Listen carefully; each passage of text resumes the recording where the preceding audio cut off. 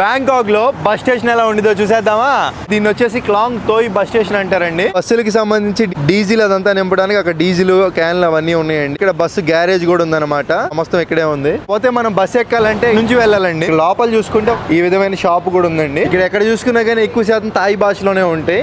మనలాంటి టూరిస్టర్లు వచ్చినప్పుడు ఎప్పుడైనా ఎలా అంటే మనం ఉన్న బస్ స్టేషన్ లో ఇట్లాంటి మ్యాప్ అయితే ఉంది. ఏ బస్ ఎక్కడికి వెళ్తుంది ఏంటనేది క్లియర్ గా చూసుకొని వెళ్ళిపోవడమే. ఏదైనా ఇన్ఫర్మేషన్ కావాలంటే ఇక్కడ కనుక్కోవచ్చు. బ్యాంకాక్ లో బస్సుల సంగతి తెలిసిందే కదా, ఎప్పుడో బస్సులు అండి అలాగే రన్ చేస్తున్నారు. ఇంకా బస్ లోపలే మనం టికెట్ తీసుకోవడం, టికెట్ ఇచ్చేవాడు అలా టికెట్ ఇస్తుంది. How much ticket?